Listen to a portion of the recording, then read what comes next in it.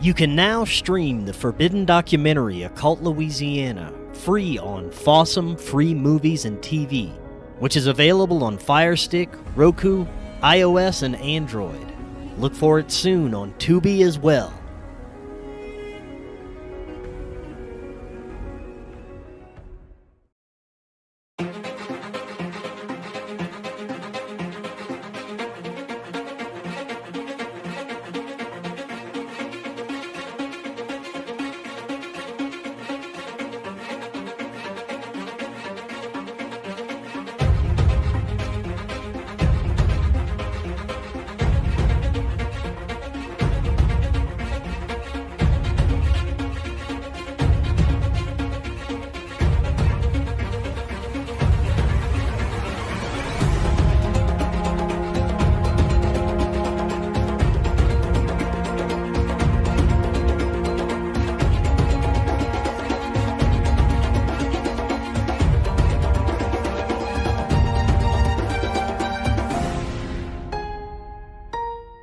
Welcome back to Forbidden Knowledge News. I'm your host, Chris Matthew. Today my guest is Peter Kling. First, I'm going to run through these announcements. Stream the forbidden documentary, Occult Louisiana, for free, now on Fossum TV. Available on your Fire TV, iOS, Android, and Roku. It will also soon be dropping on multiple streaming platforms, including Tubi. Other great ways to help support Forbidden Knowledge News is to go to Rokfin.com/FKN Plus and sign up for a premium membership. With that, you get access to all of our premium content and all the premium content from every creator on Rokfin. You can also help by downloading our episodes directly through Spreaker, which is our podcast provider. That's always free to you. Finally, I'm booking guests for March and April. If you have suggestions or you would like to be a guest, email me, forbiddenknowledgenews@gmail.com. Today, I want to welcome back to the show Peter Kling. He is an author and researcher whose family has a 500-year history of standing for truth. He used his education and life experience to unlock the secrets in the scriptures, which the church has kept hidden for thousands of years, including evidence of a history of interactions with interdimensional beings. Peter, welcome back. How you doing? I'm doing great, Chris. How are you doing? I am excellent. It's great to hear from you. It has been a few years since we last spoke, and, well, to say a lot has happened is really an understatement. We've got a lot to get into today. You're a biblical scholar with unique insights into the scriptures. Today we're going to once again apply biblical prophecy to the events unfolding now.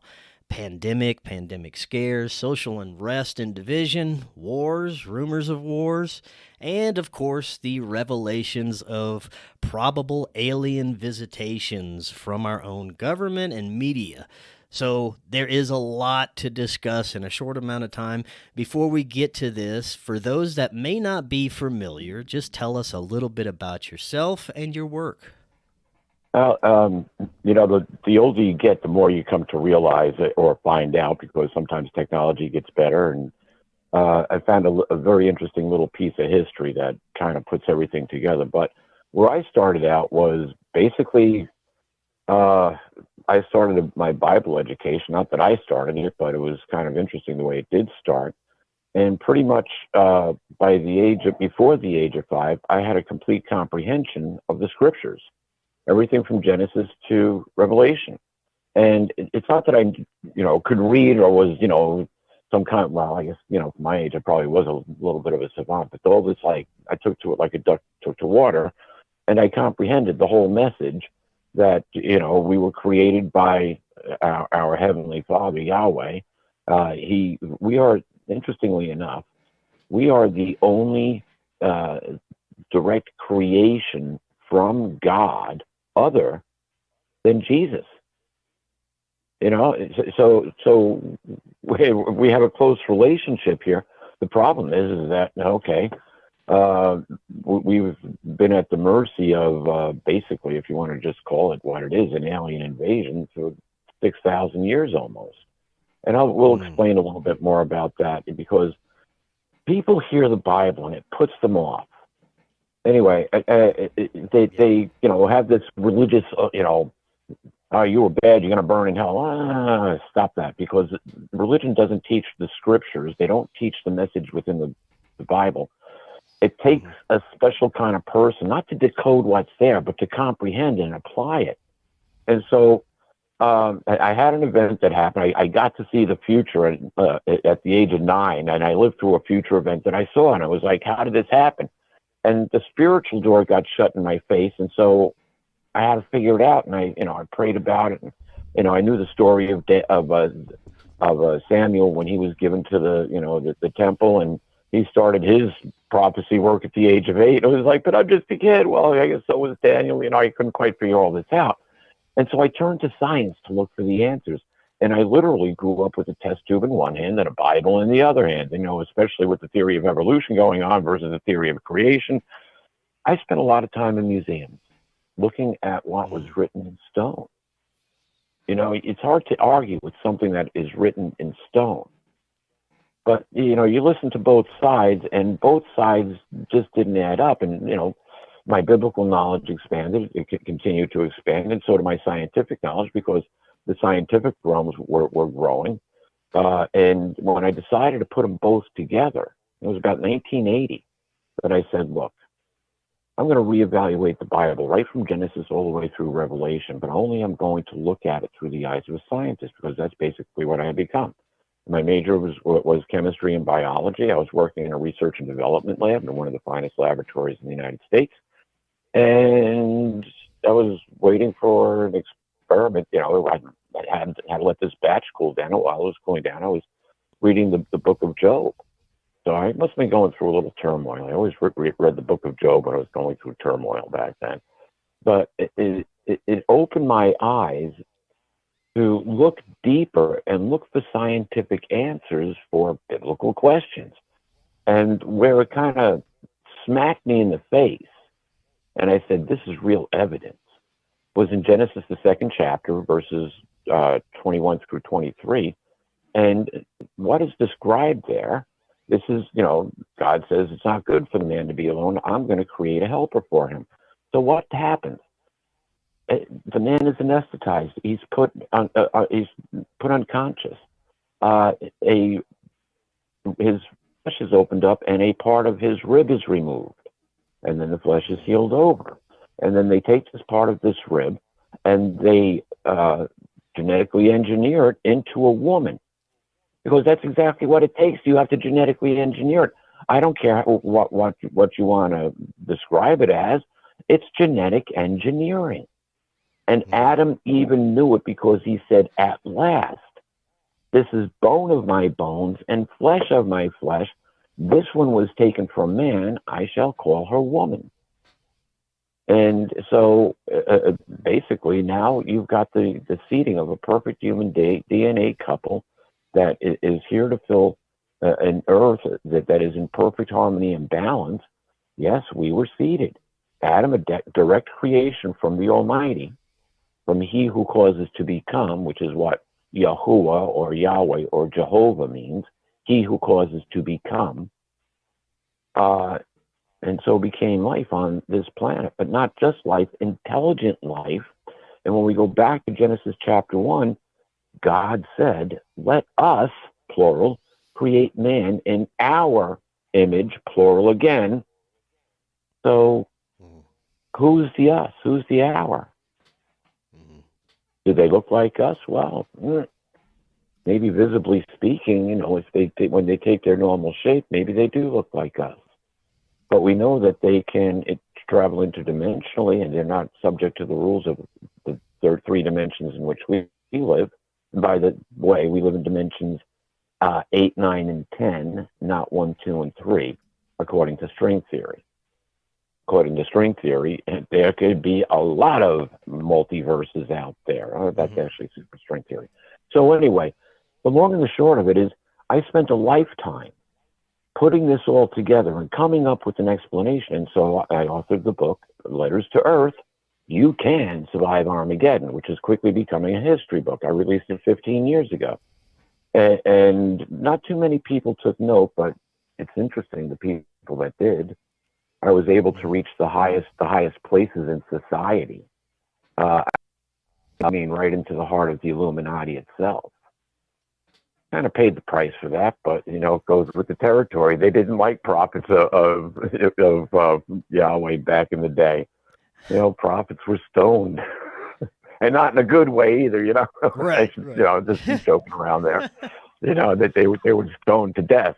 Yeah. So you know, that they were looked upon because a lot of the people were sinning.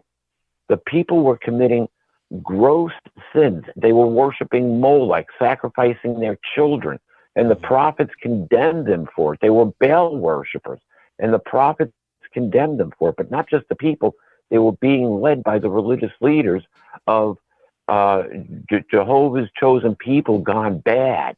Mm-hmm. And so for that, the prophets prophesied against them. Well, wait a minute. This used to be a very Christian country. What's happened to it? You know, God and country. Well, which God do we have residing with us here now? Which are the principalities? So being able to break all of this down and put it in a logical, you know, basically I answered the questions of life, where we came from, what we're doing here now and why things are so messed up, and what our future is. And everybody wants to know what our future is. And that's what's in Letters to Earth. And so I took on the moniker, the Einstein of biblical prophecy, because I applied science. I was probably the first one ever to do this. There's a lot of other people that are applying science now, but there's nobody that has the legacy. Now, the interesting thing about my legacy is essentially I have risen up against the injustices, telling the truth to those who have caused injustice to God's children, us, the humans, you know, that those of us who inhabit this planet and love life.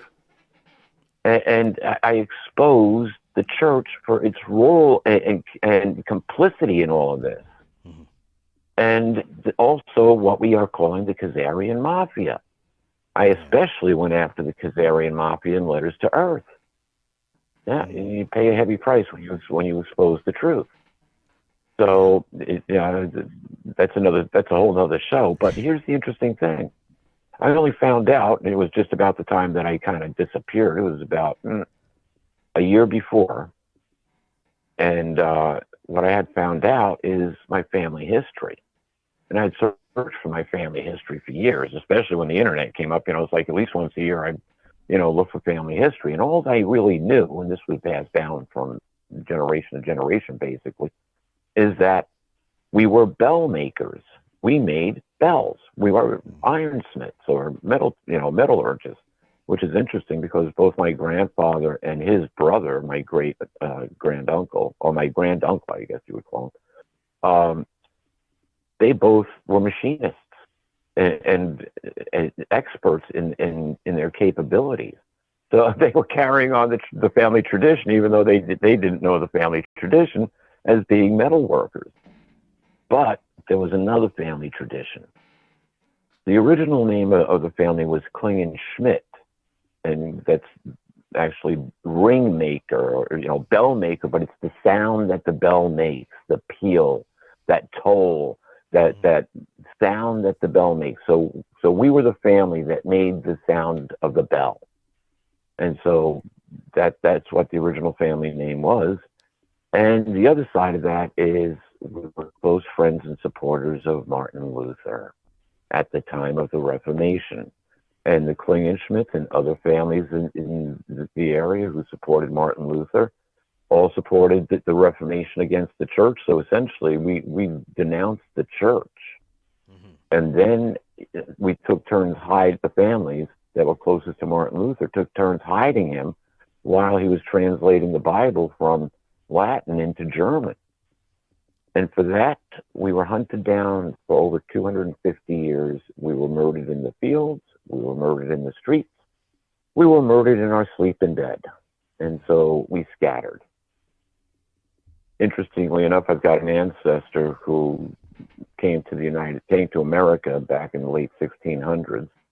And they moved further west to western Pennsylvania. They built what was known as Fort Klingenschmidt in it's now near the town of Jeannette, Pennsylvania. but there was an Indian raid against the fort. And two brothers were taken. One of the brothers, the older one, who was about 16, escaped and made his way back to the fort the same day, but they never found the other brother until years later when he resurfaced.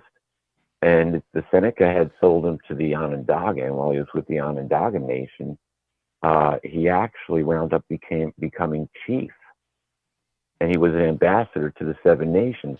And he was known as, this is hilarious, he was known as Chief White Peter or Chief Good Peter. So it's like, okay, come on, give me a break on this stuff. Talk about, genetics having long-term memory. It's in our genes. Yeah, it goes back to our genes. Are we connected back to, through the bloodline back to Adam? Or are we part of the cabal who say that their bloodline gets traced back directly to Satan through the bloodline of Cain?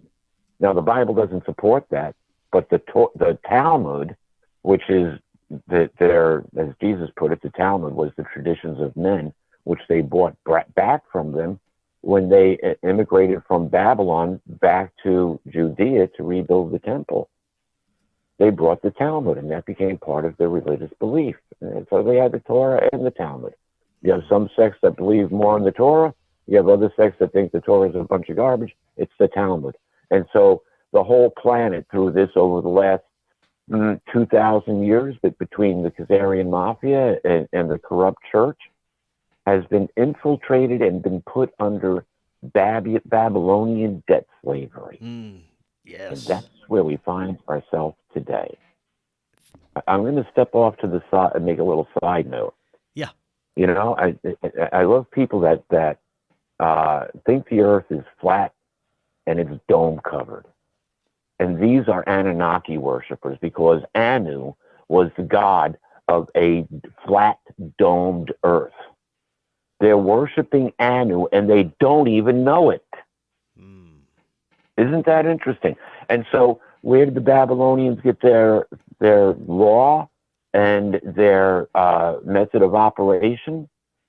From the Anunnaki, according to the Babylonian text. So we're under Anunnaki debt slavery, who has forced, who compelled people in a roundabout way to say, no, the earth is flat and it's dome-shaped and we can't escape it, and NASA tells lies, and you can't reason with these people because they've just gone off the edge and they're unreasonable.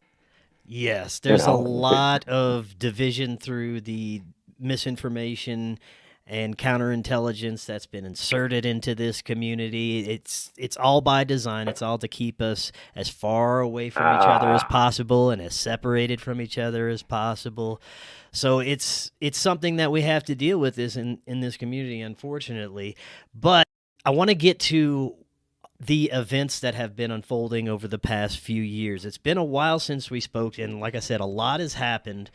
I'd love to get your insights into the events unfolding and how it relates to biblical prophecy, starting with the events of 2020 with our great pandemic.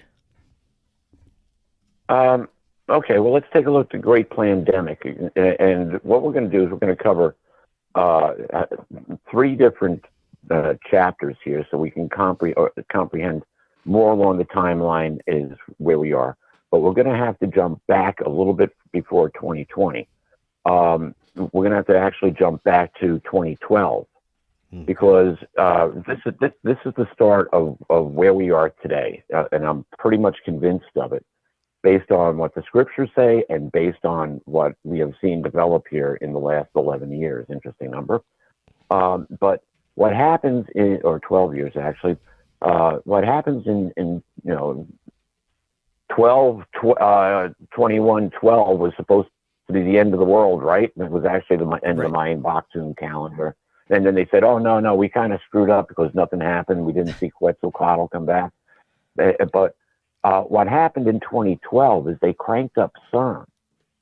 Now, Shiva, who is the destroying god of Hinduism, is the mascot of CERN. They've got an image to Shiva there. Yeah. And it's interesting. It started up. Puppies. Yeah, she's got to get her 2 cents in. Sasha. Yeah, that's my big puppy. Anyway, so yeah, they like to be on the radio too. What can I say? But you've got the crank up of CERN, and then in 2013 it cranked up again. Now, in my humble opinion, because we saw what was then known as the Mandela effect, where things change for like, how did this happen? Probably the most notable one, which caught me totally by surprise when I came across it. I was actually in a room full of Bible scholars, and they read Isaiah, and they're reading it out loud, and the wolf shall lay with the lamb, and I was like, wait a minute, and I literally looked up, and I looked around the room. There was probably about 200 people there, and I'm looking around the room to see if there's another head that's looking around the room. You know, it's like, did I just, and I'm like, okay, wait a minute. This used to say lion. I know it said lion. I've been reading lion my whole life. You know, I've even got a picture. I got a picture of a lion playing with a lamb. It didn't change. Interestingly enough, when you look at other literature that, you know, like Bible dictionaries and things like that, any reference back to Isaiah, it talks about the lion laying with the lamb. But in the scripture, it got changed. So exactly how that happened, I don't know. But a lot of things happened across the universe that way. So there could have only been a rift in time. I have no other way to put it. But we go to Revelation 9, and it says, and one of the stars which fell to heaven was given the key to the pit of the abyss, and he opens up the abyss, and people get, you know, directed to this blast furnace of smoke and all the locust plague that's released on Earth, which interestingly enough does not affect any of the vegetation, nor does it affect any of the people who have the seal of God in their forehead. It only attacks those people in that don't have God's approval, and causes them not death, but they feel like dying, and death keeps escaping them. Interesting. But the key point is here, it says they have a king over them, and in Hebrew he is known as Abaddon, but in Greek his name is Apollyon. Apollyon is a destroying angel. Okay, now, so you have this destroying angel released along with this horde that came out of the pit of the abyss. And they don't go after God's people. They go after the people who don't have the seal of God. Interestingly, as you go on throughout chapter 9, it talks about a plague, and that a third of the people of Earth would be killed by the plague. This is through plague by war. It's a little difficult to discern because you have a whole different set of players coming into here in chapter 9. But then it also talks about the longsword, and it also, you know, that a third killed by plague, a third killed by a war, basically. And still, those who are behind this, who are able to escape, do not repent of their ways. So is this a third that is sided with the satanic cabal? Right. I would guess so, yeah. But they still don't repent of their spiritistic practices. What would be their spiritistic practices? You know, I mean, like child kidnapping and child sacrifice, adrenochrome, things of that nature? Yeah. Yeah, hello. You know, if you haven't figured out that this world is being ruled by a satanic cabal, it's time to wake up and smell the roses, so to speak. But what you're going to smell ain't going to pass for roses, that's for sure. So here's the setup. Now we can go into more detail, but time is probably not going to permit us to do that. So the king of the pit of the abyss is released. Now, interestingly enough, kingdoms are usually portrayed as beasts. And so, you know, there's a lot of beasts, especially within Revelation. It's like, okay, which beast are we dealing with here? But in this case, we're going to jump to Revelation 17, because the wording in Revelation 17 is quite interesting. And you can't read it one verse after another verse after another verse. You have to separate the verses in order to get the complete scenario without interruption. And basically, this is Revelation 17 is talking about this woman who is called the Great Harlot, Babylon, is riding this scarlet-colored wild beast, which has 7 heads and 10 horns. Now, the scarlet color would indicate kingdoms run by royalty, so to speak, as opposed to governments run by politicians. Because there's also a 7-headed, 10-horned wild beast in Revelation 13 that's a composite beast, not scarlet colored. It ascends out of the sea of turmoil of the nations, and that is a governmental agency. That beast is actually becomes the League of Nations, which becomes the United Nations. That's more of another in-depth study there. Mm-hmm. But getting back to the scarlet-colored wild beast, the 7 heads are the 7 kingdoms, the 7 kingdoms which have ruled the world. Egypt, Assyria, Babylon, Medo-Persia, Greece, Rome. Rome gets 2 horns because of Rome and Constantinople. It was a split kingdom. And then you've got the 2 horns. That's my clock that you hear in the background. It makes bird noises when you're getting close to the top of the hour. Anyway, it lets me know where we are here.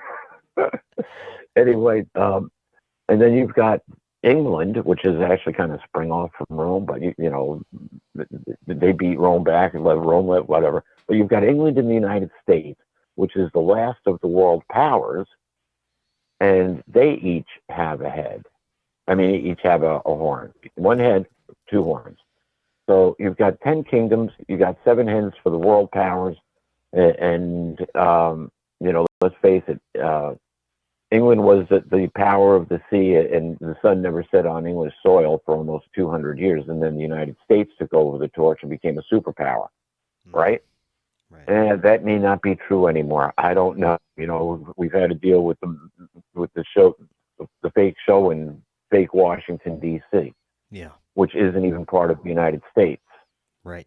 So, so here we have now this beast, and so how this starts to read in Revelation 17, it talks about a beast that ascends out of the abyss, a scarlet-colored wild beast, and it is an 8th king. In other words, 1 more kingdom is going to be set up. It's from the royal houses, basically, because it's all making reference to kings and kingdoms. And so this 8th beast, which ascends out of the abyss, well, we now know who that 8th king is, Apollyon. This king has great wonderment. This beast has great wonderment by the inhabitants of the world. It's like, wow, where did this guy come from? Look at all of this. And so what this beast then does, it's put together a coalition of 10 kings who do not yet have a kingdom. Worldwide coalition, 10 being the earthly complete number. So a worldwide coalition. And so the purpose of this worldwide coalition is to go against, they turn against the harlot, Babylon the Great, which, okay, you want to know who the harlot is? Let's go back to child trafficking. Anybody, Vatican, anybody?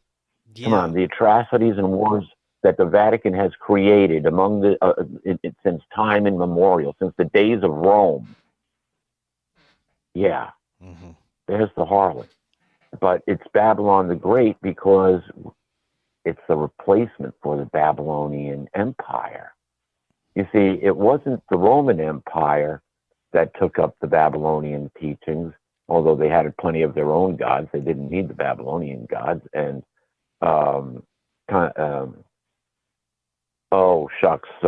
Constantine. I forgot his name for a second. Constantine was a Mithra worshiper. That's why, so Mithra was the pagan version of Jesus, okay? Originally, Mithra, another name for Mithra, would have been Tammuz, the son of Theriamus, who was the original whore of Babylon, back during the days of Nimrod's empire. And she was a prostitute that Nimrod brought home from one of his conquests, and she became the queen of Babylon. She also became the goddess of the earth, the moon, and the stars. And so Islam adopts not a cross, but a crescent moon with a star. Sirianus' womb giving birth to the star gods. And so it's repeated in Egyptian history. So, but that's where it all comes to. You look at a typical statue of Mary holding the baby.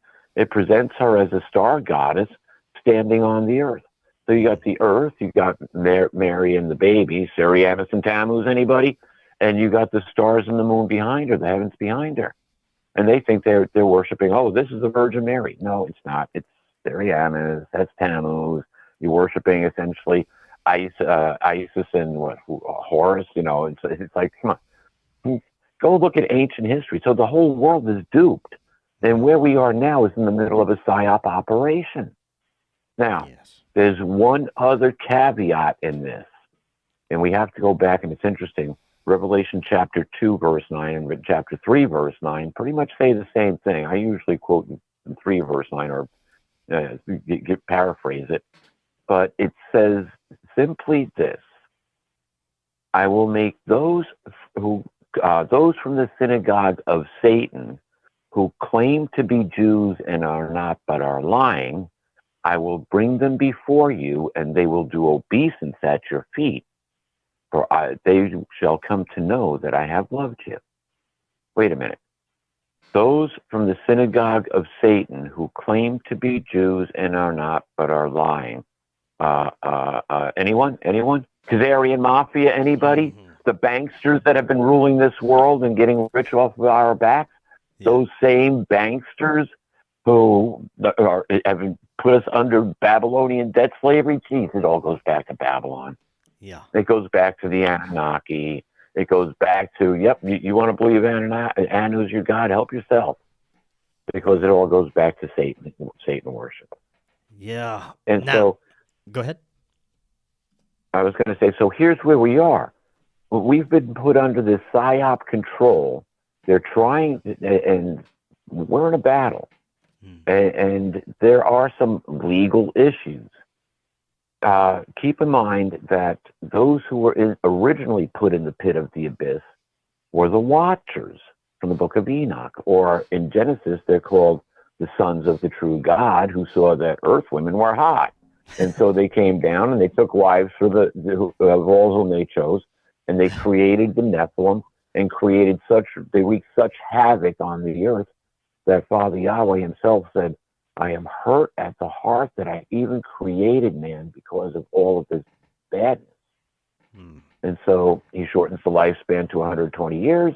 He finds favor in this man Noah, who's stuck to his guns. He was like the only guy on the planet, him and his family, that was worth saving. And so most likely a generation or two died out before Noah got on the ark and the floods came. Mm-hmm. Now, the reason I say that is because Noah lived to be over 600 years. It took about 150 years to build the ark. That's a whole generation of people that have to go away, that come and go if the lifespan is only shortened to 120. And by then, the Nephilim would have all been dead, because how could Noah possibly build the ark if the Nephilim were there to wreck it? Now, we saw the movie Noah, nice little fake story tale. It kind of resembles what was written in the Bible, but not exactly. Far from it, as a matter of fact. But what we do have was in the book of Enoch that these angelic creatures, these interdimensionals who were supposed to be supervising the growth of humans, how they were, getting along on the planet, instead of being caretakers, they raped us, and they seeded us with superhumans, and that's pretty much what happened.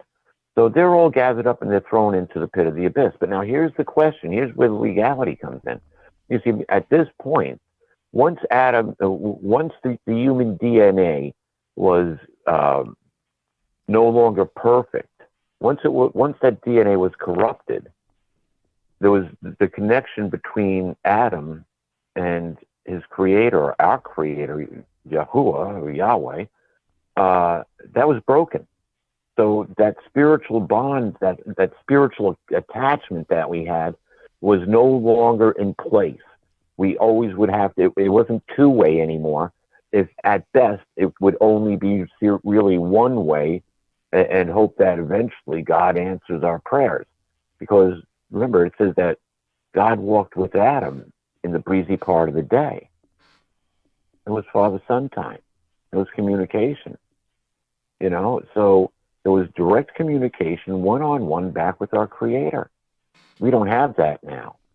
All we have is a PSYOP scenario that's been going on for almost 6,000 years. Right.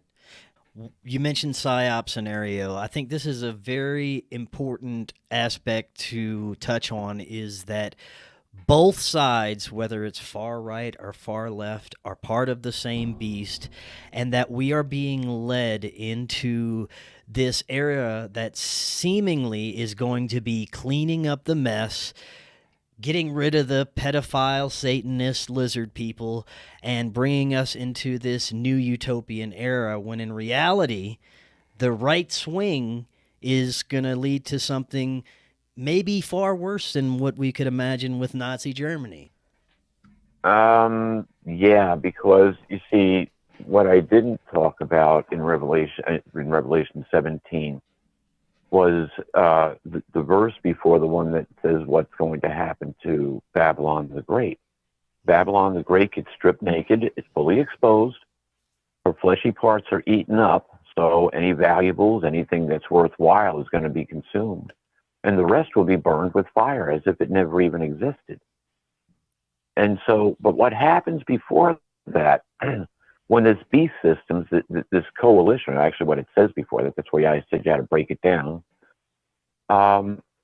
This beast system is only going to last a short time. And the reason for that is that it does battle with the King of Kings and Lord of Lords. So now you got to jump to chapter 21. Now, how does all this come about? Here's where I brought out who has the legal right. We know when Jesus was tempted, Satan took him to an unusually high place, showed him all the kingdoms of the world, and said, look, you can have all of these for an act of worship to me, because they've been put in my hands and I can do with them as I please. And Jesus said, get away from me. It's only Father Yahweh alone that you must worship. And so then Satan left. But now, what kind of deal did he cut with the Watchers to get them to come to Earth to father this race of super beings that would destroy the planet? What did he give them? Did they have to commit an act of worship to take control of planet Earth? If that's the case, then that would have superseded everything now, wouldn't it? Since they're back on the scene, it's like the king has come back from his trip. Where's my kingdom? And so this king, which ascends out of the pit of the abyss, puts together a worldwide coalition. The first thing that they do is go after the Satanists. Interesting. Wouldn't you say? Yes. Yeah. They have to get rid of the Satanists first. Now, you know, I do make reference to lots of people that, you know, when they've got something good, I'll give credit where credit is due. And just recently, within the last 2 months, I was actually listening to Kerry Cassidy, and that's how, you know, we could do a whole show about Kerry Cassidy, but you know, regardless, she's got a long life in this fight, if you want to call it that. She hasn't just popped on the scene in the last 2 or 3 or 4 years, like 90% of the people that are out there. I remember listening to her back in the day. Yeah, you know, she was one of the staples. But how did she get all the whistleblowers? Who was funneling these whistleblowers to her? And yeah, maybe she came under attack from time to time for going, you know, stepping out of bounds. But who was funneling the whistleblowers? How come they, you know, not too many of those? I don't recall any of them being suicided. Right. You know, so where other whistleblowers seem to have a very short lifespan. Well, regardless, however you want to, you know, look at that. But she said this, which I thought was very interesting. And she was quoting one of her sources that was associated with the British military. He had passed about 10 years ago, she said. She wouldn't give his name. You know, she just, at least I didn't hear her say it. But what this whistleblower said is that he laid out exactly what their plan was, which included the pandemic, which included taking down this Khazarian mafia and having a financial global reset. And then, because, you know, we'll have this pause, and I've heard that term pause several times over the past year, and then they're going to go after religion and take down religion. And after they take down religion, that because religion is the biggest obstacle to peace on this planet, they intend to have a one world united planet so that we can then join the Galactic Federation of Planets, and that they were going to help us fight a huge alien war which was headed our way. And it was like, really? Could that attacking alien army be the King of Kings and Lord of Lords, coming with the armies, plural, of heaven to turn around, lay siege to this planet and capture all of the interdimensional rebels that have taken control of this planet, and to do a thorough cleaning of house, to get rid of all governments who stand in the way of the real reformation of planet Earth, which will essentially exercise every demonic force and anyone who supports their way of life off this planet and put into the pit of the abyss. The humans, they will come to an end. Those human supporters of this empire of evil will come to an end. So we're at a point right now where, you know, we have to choose wisely. We have to be aware of the pitfalls because everything's a psyop. We hear of this great reset. Everybody's going to have money. We're going to have peace on the planet. Wait a minute. You mean just that whenever it is that the nations declare peace and security, then just as the pangs of distress of a pregnant woman, in other words, just when a woman goes into labor, the end will be instantly upon them. So the question is, do we have the reset before they take down religion? Do we have the big reset after they take down religion? I'm thinking, based on what I've heard, we're going to see the Khazarian mafia and the banking cabal go away. We're going to get out from under the debt slavery, and then religion will be exposed for what it is, and the rest of the fleshy parts will be consumed. More wealth transfer, how about that? And then we'll even forget it existed, because we will finally be free from the slavery that we've been put under for, as a country, since Washington, D.C. became Washington, D.C., an independent city-state which was ruling the colonies. An independent city-state that answered only to the Queen and to the Vatican. The City of London, the Vatican, and Washington, D.C. are separate countries within a country. So the people who make our laws don't even reside in the United States of America. Now, as far as this coalition and this worldwide set of kingdoms coming together, what did Trump do when he came on the scene? Where did he go? I just saw a video that has been circulating where Trump is walking past the Crown Prince of Saudi Arabia. No one's allowed to touch the Crown Prince, but Trump pats him on the shoulder. The prince was like, "Who touched me?" Yeah, it was like, okay. And the caption was, "The king can do what he wants." Yeah. I love the picture of, there's two pictures that you want to talk about contrast. You can find these pictures online. Type in Pope and Obama, Pope Francis and Obama, White House. And you'll see the two of them laughing. There'll be a picture, I'll guarantee you it'll come up, one of the first ones you'll see. The two of them are laughing, almost what appears to be, Obama's almost laughing hysterically, and the Pope's got this big smile, and he's got to be chuckling.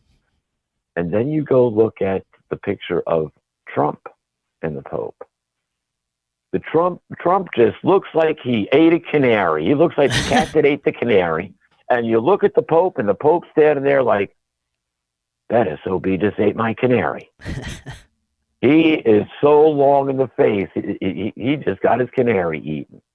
Yeah. So what did Trump do?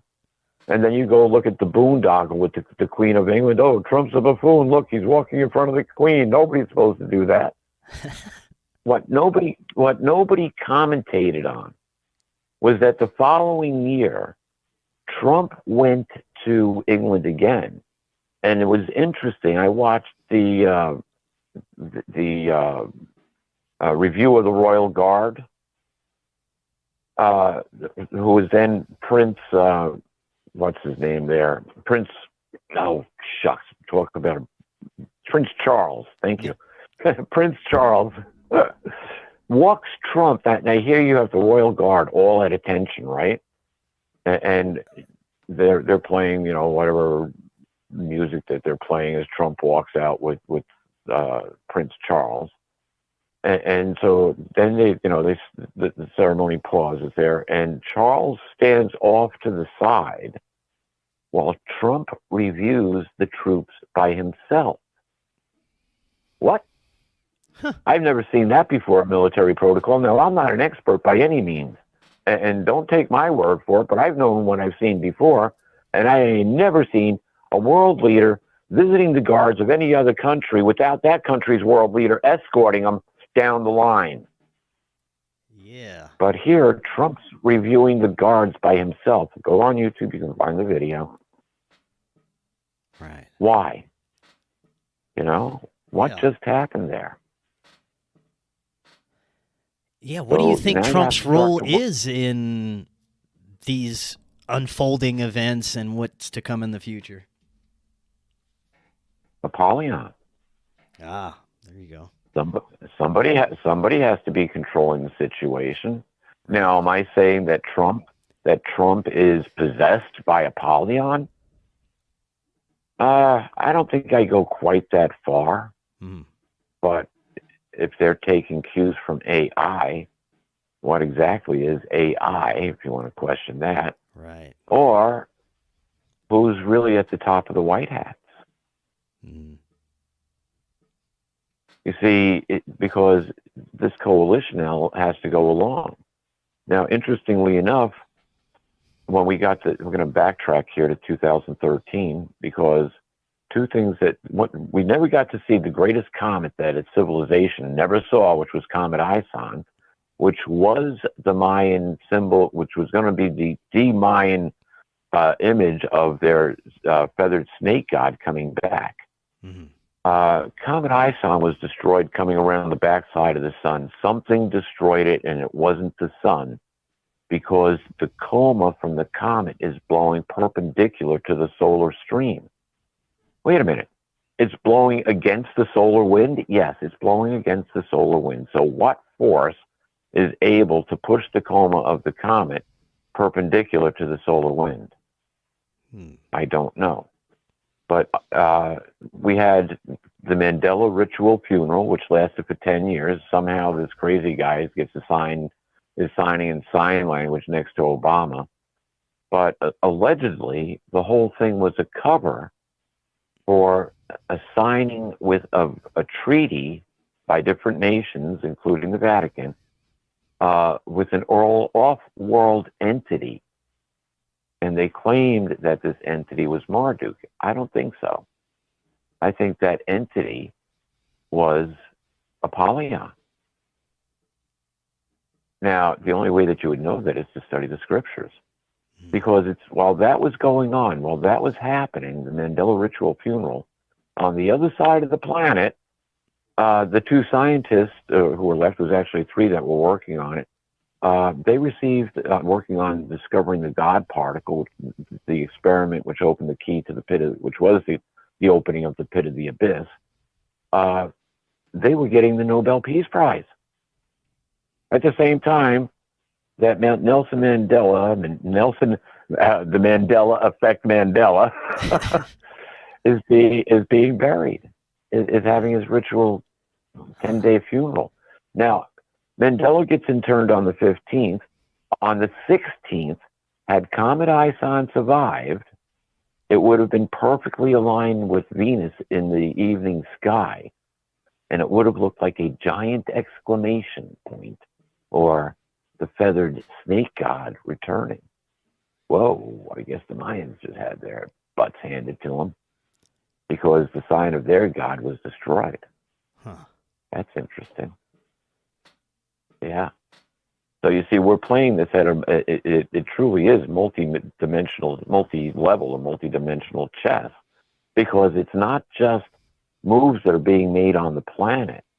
Mm. It's moves that are being made against enemies that are principalities of this world, those who've been ruling the kings, those who have been calling the shots, those who have been subservient to Satan, and now they find themselves subservient to Apollyon, who's laid legal claim to the planet based on an agreement that was set up almost, about 5,000 years ago. Yeah. Mm. Everything. The Bible is exopolitics. It's the politics that are going on here on Earth to get us back to the point that we need to be, where that entity that we refer to as Jesus or Yeshua, the Christ or the Messiah, takes his position as King of Kings and Lord of Lords and liberates us. Hmm. And so, do you support Trump? Do you support, the puppet in the White House? I don't think there's anybody in the White House, to be honest with you. Right. I saw a few days ago that the lighthouse was lit up gold. Reset anybody? I don't know.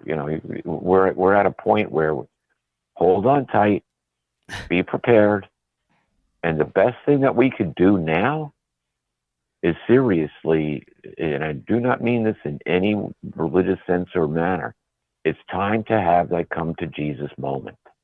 Yeah. It's time to align ourselves with our heritage. This used to be a Christian country. And I'm not talking religious. Remember, religion gets destroyed. Mm-hmm. All those 501c, whatever tax deductible corporate entities they are. Yeah.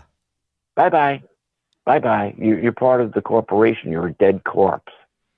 And all dead corpses are subject to the mother of all the dead corpses, which would be the Vatican. Mm-hmm. It was said that the Romans invented incorporation and the Vatican perfected it. Right. So every 501, every corporation is controlled by the Vatican. You want to know what's going on with the shipping lanes? Why we're not seeing shipments? Yeah. Go read Revelation 18, the second half of Revelation 18. And it talks about all those who make their living by the sea, the captains, the merchants, the sailors. They all stand back. They see that Babylon the Great is being destroyed, and they don't want to have anything to do with that. Interestingly enough, the Holy See, SEE, controls all shipping on the face of the planet. Mm-hmm. Or they used to. So what happened to the shipping? Well, I don't know. Maybe Babylon the Great is being attacked. Right. Trump put on a terrible-looking face on the Pope for some reason. The Pope was not happy with Trump's visit. Now So this is... Go ahead. Yeah. Well, I was going to say that this is the underlying theme of all of this is a eternal battle between these forces that lie beyond our perception, whether you want to say they're extraterrestrial or interdimensional, and this is all coming to a head during this time right now. And what we're seeing in the news and media about extraterrestrials and aliens, we're having increasingly what you would consider quote-unquote supernatural events being reported in the mainstream media, mostly surrounding the UFO phenomena, these big shows on the History Channel that are showing UFOs left and right, attempting to have these scientific experiments, shows like Skinwalker Ranch, and it is all implanting in the consciousness of the people that, yes, we could be dealing with off-planet intelligences. There are many that believe that this is another psychological operation, that there will be some sort of staged alien event that is going to attempt to change the consciousness of the people. But based off of what you're saying, it could be that they are getting ahead of some real event that could be in the future. What do you think about that? They're planning for a real event that's ahead in the future, yes, and I don't see why we need a false flag alien event when there's real aliens. Mm-hmm. You know, here's the situation, and this goes back. I remember when I was 13 years old, I was watching the public broadcasting station, and they had this goes back to my love of science, and I was understanding genetic engineering, and this was 1969. I was watching a convention of genetic engineers and other biologists and scientists, and they were trying to draw the line, come to some sort of agreement where genetic engineering ends, so this way they can't start playing God. And no agreement was ever reached, ever. We've had, a ban on using human fetus stem cells, but no ban was ever put on genetic engineering. So, we don't know what alien army they genetically engineered. Look at Star Wars. And I'm, may the Force be with all of us. May Father Yahweh be with all of us if we're going to get through this. Yeah. So right now, we are not the rebels, okay? And we're not the Empire. What we are, is basically a planet. We're basically the Ewoks here, and our planet has been captured, and we have to, do what we can in order to survive this mess. But that might be a little oversimplification. But what the reality is that I'm going to say 90%, maybe not all, and there's a reason for this. It's actually a biblical reason.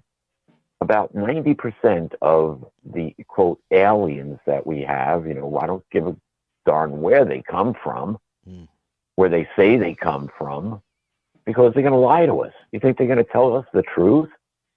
No, they're going to lie to us. It's like, the Twilight Zone movie where the aliens make contact and they give humans a book, and it's all in alien writing. They meet with the United Nations, and we're going to show you our planet. We're going to conduct tours to our planets. And so the scientist decides, well, I'm going to go investigate this. And the woman runs up. Don't get on that ship. Don't get on that ship. The book. It's a cookbook. Yeah. Spirit cooking anybody? Yeah. It's a cookbook. So, I read a statistic earlier today. 89% of what was portrayed on The Simpsons over the years was actually happened. Yeah. Man, you want to talk about predictive programming? Interestingly enough, Matt Groening, the writer, or the writer, producer, the creator of The Simpsons, worked for the CIA for 30 years. Coincidence? Yeah. I think not. So yeah, it's all part of a deception. And even when we go back to Ephesians, the 6th chapter, in the 11th verse, when it talks about putting on it's actually several verses within there, but putting on the complete suit of armor, who does it say we have a fight against? Because we don't have a fight against flesh and blood. We have a fight against the authorities, those who are under satanic cabal. We have a fight against governments, those who are supporting it and who are going against the people's wishes. We've got a fight against the political forces, but we also have a fight against wicked spirit forces in unseen heavenly places. Wait a minute. Where did that group come up at? Unseen forces, wicked unseen forces in heavenly places. Extraterrestrial, anybody? Right. If they're not born on Earth, they're extraterrestrial. They're from someplace else.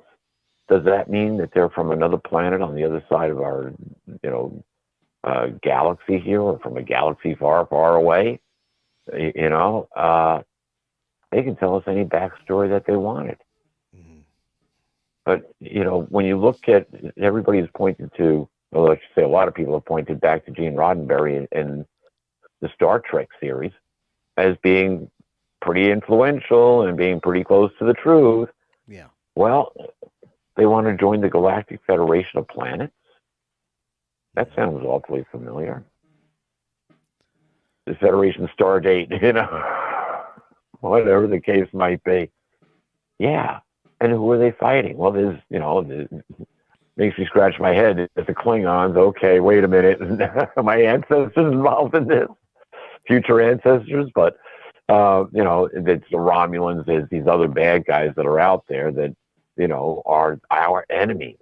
Mm-hmm. And so that's already been predictively programmed within our psyches, from the kids that grew up with Star Trek, all the Trekkies. And then we got another synopsis with Star Wars, a constant battle against good and evil. But Star Wars made the connection made our spiritual connection with the Force. In back in the day when God's Spirit was on the nation of Israel, I'm sure they said, not may the Force be with you, but may our Lord be with you. I'm sure the first, may the Yahweh be with you. May the Most High be with you. So there were greetings that were that way.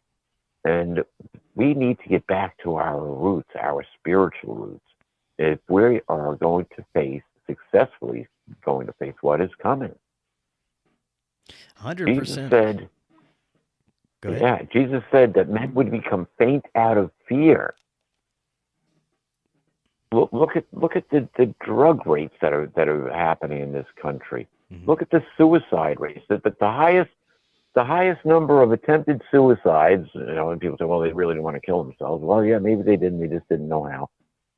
But the least contented segment of the population are teenage girls. Mm-hmm. These are young women who are now gaining that maternal instinct, but they don't see anybody that they would want to have a child with. Right. Why would they want to bring up a child in this world of chaos? There could be a lot of selfish reasons in there too, but there's obviously internal conflict going on in these young women. Otherwise, they wouldn't be the highest suicide rate.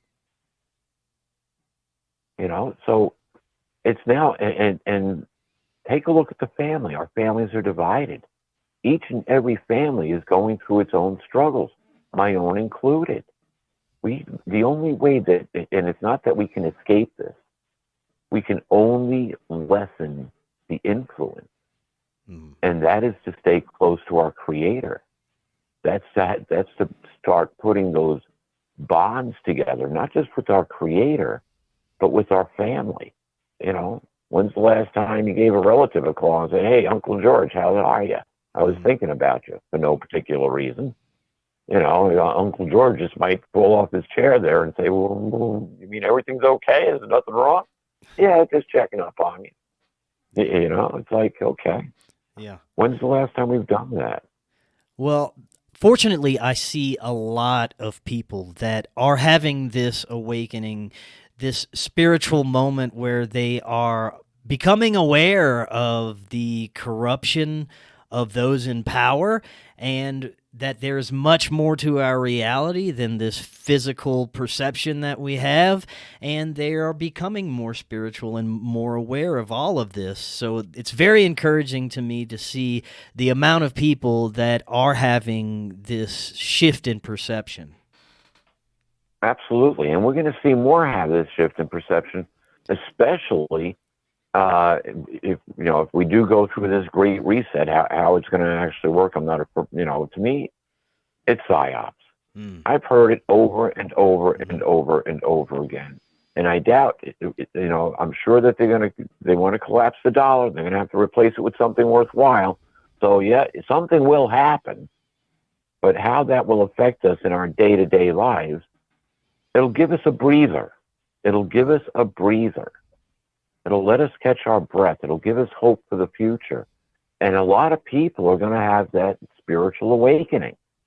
The issue that becomes very dangerous in all this, and I've already noticed the trend, and it's even something that Jesus said, and that is the Christian patriot. Now, Jesus didn't say Christian patriot per se, but he said that there would be those among you who will offer you up to the authorities thinking that they are doing a service to God.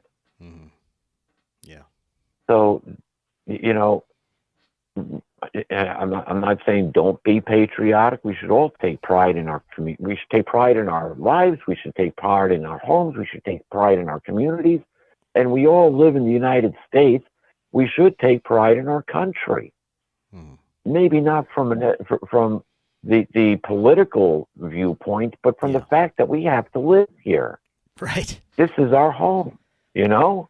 Yeah. It is what it is. It's our home. And we're seeing it destroyed in front of us. And we find that extremely frustrating as Americans. Yes. And so, yeah, a lot of people are going to want to fight. But sometimes the fight isn't ours to take. How are you going to fight against interdimensionals? How are you going to fight against entities that are far more powerful than us? You see, there's a difference between fighting and praying for protection. I've literally seen the hand of God, well, what I would consider the hand of God, save my life and my son's life. And that was I was never supposed to make it this far. Certainly, and the last time that I was faced with looking death in the face, literally, I just set my cruise. I just bring my son home from college on a road that I traveled hundreds of times, knew the road well. I had a nice long straightaway in front of me. I set the cruise control to 63 miles an hour. Didn't want to go too fast. It was just starting to get toward dusk. The sun had just about set. And this one section of road, it was all pine trees on the left-hand side of the road. And a deer, huge, beautiful, nice buck, jumped out of the tree line and tried jumping over the road. And I knew we were going to take him right in the windshield. Oh, no.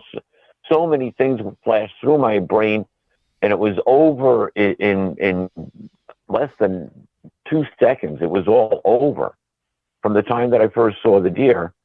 And as this deer is jumping, there was like, you know, how the heat radiation comes off the road. The road started looking like that, and all of a sudden a blue orb appeared. It was about the size of a grapefruit or a softball. And it expanded to about 30 inches and took the impact. This orb was between me and the deer. Wow.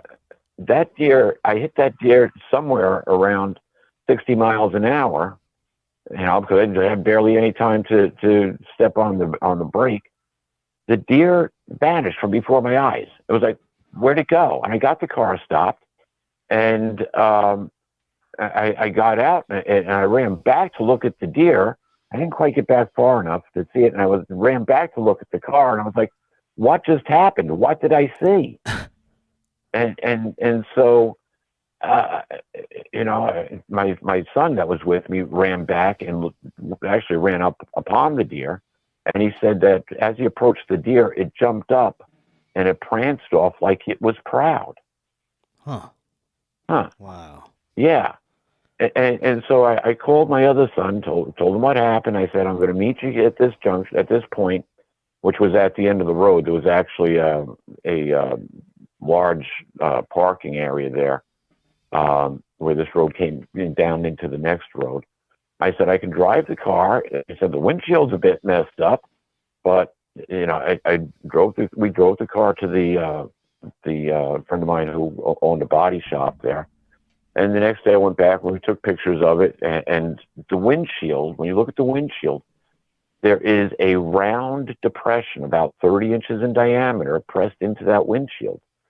The deer, its antlers bent the rain gutter on the passenger side, and it urinated down the driver's side. That deer went across the whole windshield, literally. Wow. But only that round circle was depressed. And I showed that to my wife, Maggie. It was before we got married. I showed her a picture of that. And she looked at it and she was like, "Did you notice that there's an image of an angel in that broken glass?" And I said, "No, I never did." I said, "Look at it." So I looked at it, and yeah, you can see like the outline of what you could call an angel in that glass. But when I was waiting for my son to show up there, took him about 45 minutes. I went into deep meditation and broke down every bit of what I had seen, like almost looking at a movie frame by frame. Mm-hmm. What did I actually see? What did I actually witness? And all I could say after it all was over is I got to see the hand of God in real time. Now, interestingly enough, that was on a Friday evening. I always watched headline news back then. And the second story on headline news was about a family of three who had a doe, a smaller deer.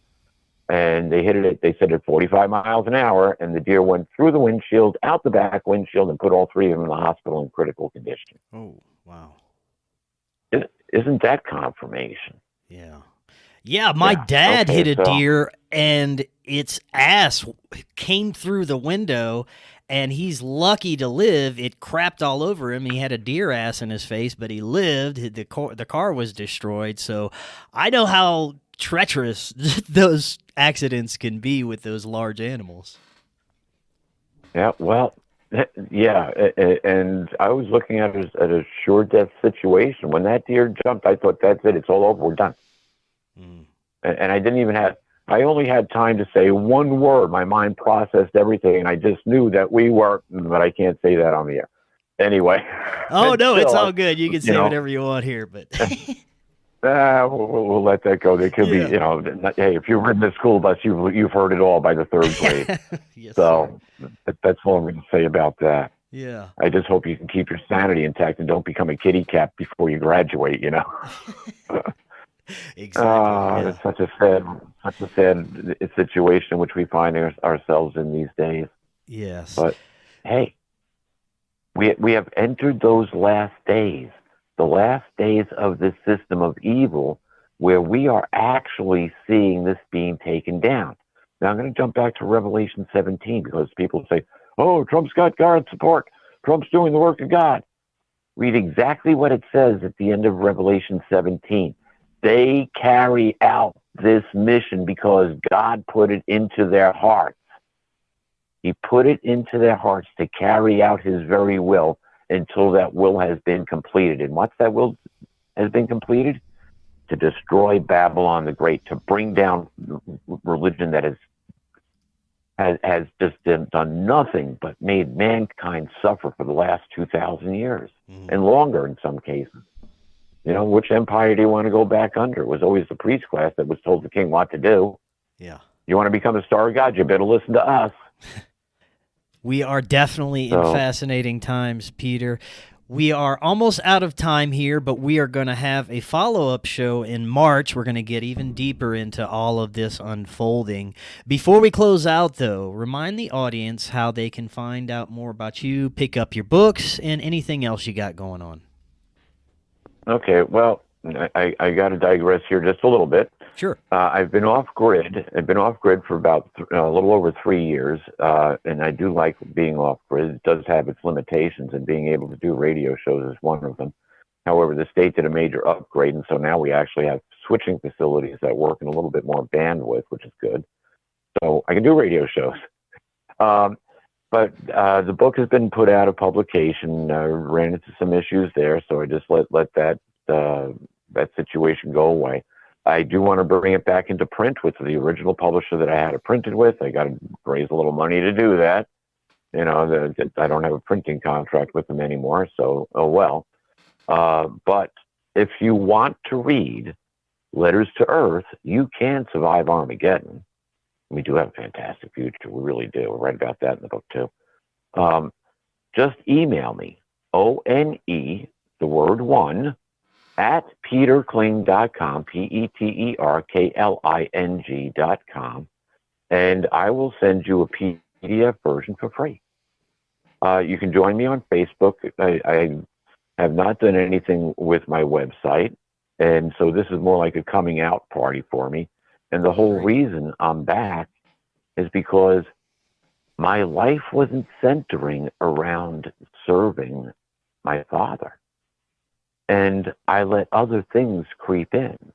Because when we don't stay focused on having that spiritual relationship with our Creator, we are certain that Satan and his minions will make inroads to our lives, causing one situation after another situation. Not that we were facing any great horror stories. I mean, hey, the last few years has been tough for everybody. We got through it just like everybody else is getting through it, and we'll continue to work to get through it as we go. But it took us away from our mission. And we need to be on a mission, all of us, one way or another. We need to be on a mission that we are going to get through this mess that's ahead of us. And when you're on a mission, you got to make sure that your food supplies are taken care of. You got to make sure your water supplies are taken care of. You have to make sure that you've got backup systems for backup systems. And that's one of the things, we don't live on the grid, so I'm not subject to blackouts unless I go turn off the generator or stop making electricity. And so I'm a little isolated, but I'm still part of this planet. And nobody can escape from what's coming. So the best thing we can do is be prepared. And the greatest thing that we can do is have knowledge. So, yes, ONE@peterkling.com. I'll send you a free PDF copy. The other thing that I would recommend to everybody is read the Bible, or at least listen to a reading of the Bible, and do it daily. And don't start with Genesis. Go start with the Gospel. Start with the Christian scriptures and pay attention to that first. That is more applicable in our lives right now. And start using Jesus in those experiences as an example in our own lives. And then what happens is that all of a sudden, that Spirit of God, that Holy Spirit, the Holy Ghost, as someone would like to talk about it, but it's actually will start to be motivated. That will be activated. We'll start drawing closer to our Creator, and we'll start having a better life all the way around. We won't be worrying as much. We will not be as concerned because we know that the opportunity is being given us to get through this mess and to survive this mess, and then to be able to return this planet back into the paradise Earth that it's supposed to be, rehabilitate the planet, and our DNA itself will be rehabilitated. There's much greater things to come, but I'm going to save that for the next show. Excellent. So, that's a great note to close on. Yep, it's in Letters to Earth. It's in the last chapter. So, but Perfect. There we go. There's much better coming. And with that, I want to thank you, Chris, for giving me the opportunity of being here. And I'm sure Maggie would like to come back and do some shows with. And Maggie's great in helping people. She is such a great spiritual guide. She's just phenomenal that way. Wonderful. And so, she's taking care of family business. I haven't seen her now for a couple of weeks. Nice to come home, honey. but yeah, she doesn't have a whole lot of choice. She had to make some decisions that, got to take care of this, and now's a better time than later. So Excellent. My love and prayers are with her, as my love and prayers are with everybody on this planet, especially those people who hear our words. May they take them to heart. So, Chris, thank you again very much. Until next time. Thank you, Peter. We will definitely be speaking again soon. Looking forward to that. And until next time, everyone, have an excellent evening. We will talk again on Monday. We'll see y'all then.